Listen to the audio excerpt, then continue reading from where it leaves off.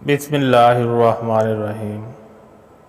محبت کرنے والے آخر میں نہیں ملتے، وہ تو ہمیشہ ایک دوسرے میں سمائے رہتے ہیں۔ جب اللہ تعالیٰ کسی کی رسوائی چاہتا ہے تو اس کو پاک لوگوں پر لعن طعن کرنے کی طرف مائل کر دیتا ہے۔ معزز بننا چاہتے ہو تو دوسروں کی عزت کرو، کیونکہ یہ کام معزز بندہ ہی کرتا ہے۔ اپنے الفاظ کو بلند کرو، آواز کو نہیں۔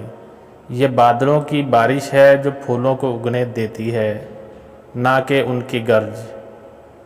علم کی تلوار لوہے کی تلوار سے زیادہ اثر رکھتی ہے، بلکہ فتح حاصل کرنے میں علم سینکڑوں لشکر سے زیادہ مؤثر ہے۔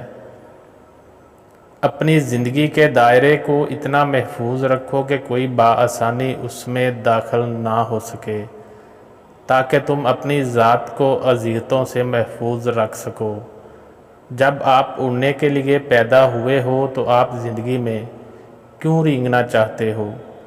اگر آپ ایک خاموش مجسمہ بھی بن جائیں تو تب بھی لوگ آپ کو نہیں چھوڑیں گے۔ جو عشق صرف رنگ و روپ کی خاطر ہوتا ہے، وہ دراصل عشق نہیں بلکہ بدکاری ہے، اور اس کا انجام شرمندگی اور رسوائی کے سوا کچھ نہیں۔ گفتگو سے سمجھ بوجھ میں اضافہ ہوتا ہے، لیکن تنہائی وہ مدرسہ ہے جہاں عظیم ذہن بنتے ہیں۔ دنیا ہمیں بیوقوف بناتی ہے، کہتی ہے کہ ہمیں کل کا انتظار کرنا چاہیے، جبکہ زندگی کی خوشی اس لمحے میں ہے جس میں تم ابھی جی رہے ہو۔ اللہ والوں کی باتیں سکون قلب عطا کرتی ہیں، اور اہل ظاہر کی باتیں دل میں انتشار اور بے اطمینانی پیدا کرتی ہیں۔ عبادت کا کوئی اصول نہیں ہوتا، وہ ہر اس آواز کو سنتا ہے جو مخلص دل سے نکلی ہو۔ اچھا وقت آنے کی چند ایک نشانیاں۔ جب آپ جدوجہد کے مرحلے سے گزرتے ہیں، جب سب آپ کی مخالفت کرنے لگتے ہیں، جب آپ کو لگتا ہے کہ اب آپ ایک منٹ بھی برداشت نہیں کر سکتے، تب آپ کبھی ہار نہ مانیں، کیونکہ یہی وہ وقت اور جگہ ہے جہاں آپ کا اچھا وقت شروع ہوگا۔ لالچی لوگ ہمیشہ اطمینان قلب کی دولت سے محروم رہتے ہیں۔ اگر ہم جہالت میں مبتلا ہیں تو یہ خدا کا قید خانہ ہے، اگر علم سے بہرہ ور ہیں تو یہ اس کا محل ہے۔ جب آپ پورے دل و جان سے کام کرتے ہیں تو آپ کے اندر کی خوشی کا دریا بہنے لگتا ہے۔ کامل انسان اگر خاک لے لے تو سونا ہو جائے، اور ناقص انسان اگر سونا لے لے تو خاک ہو جائے۔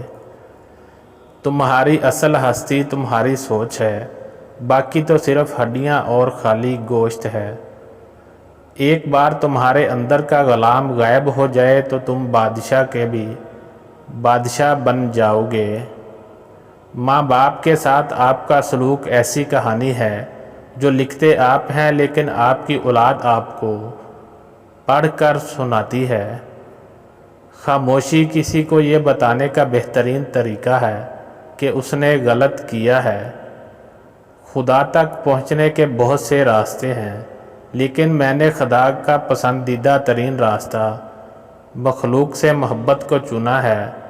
آدمی جتنا سمجھدار ہوگا اتنا ہی کم بولے گا۔ ناراض آدمی کو پیار سے خاموش کرو، بیمار انسان کو نرمی سے خاموش کرو، کنجوس کو سخاوت کے ساتھ خاموش کرو، جھوٹے کو سچ کے ساتھ خاموش کرو۔ اپنا منہ صرف اس صورت میں کھولیں جب آپ کچھ کہنے جا رہے ہیں وہ خاموشی سے زیادہ خوبصورت ہو۔ اگر تمہیں سب راستے بند نظر آئیں تو وہ تمہیں ایسا پوشیدہ راستہ دکھا دے گا جس کے بارے میں کوئی جانتا نہیں ہوگا۔ خاموشی تب بولتی ہے جب الفاظ نہیں بول سکتے۔ خاموشی ایک طاقتور ہتھیار ہے جس سے آپ بہت سے مسائل سے بچنے کے لیے استعمال کرتے ہیں۔ جب خاموشی کو ہتھیار کے طور پر استعمال کیا جائے تو یہ الفاظ سے بھی زیادہ زخم دے سکتی ہے۔ خاموشی اور مسکراہٹ دو طاقتور الفاظ ہیں۔ مسکراہٹ بہت سے مسائل کے حل کا ذریعہ اور خاموشی بہت سے مسائل سے بچنے کا ذریعہ ہے۔ انسان جب دو چیزوں میں مبتلا ہو جائے تو سمجھ جاؤ کامیابی قریب ہے۔ ایک جب حد سے زیادہ غم ملنے لگے، دوسرا ہر طرف پریشانیاں آنے لگیں اور کوئی راستہ نظر نہ آئے۔ یہ وہ وقت اور جگہ ہے جہاں راستہ ضرور بدلے گا۔ جب آپ خاموشی اختیار کرتے ہیں تو وہ نہیں جانتے کہ کس پر حملہ کرنا ہے۔ خاموشی میں وہ تمام جواب پوشیدہ ہیں جو ہم اتنے عرصے سے تلاش کر رہے تھے۔ اپنے دل میں مٹھاس تلاش کرو، پھر ہر دل میں مٹھاس مل جائے گی۔ بدلہ لینے سے پہلے یہ ضرور خیال کر لیا کریں کہ آپ اپنے خدا کے نزدیک کتنے قصوروار ہیں۔ تمہارا بدترین دشمن تمہارے اندر چھپا ہوا ہے اور وہ دشمن تمہارا نفس یا جھوٹی انا ہے۔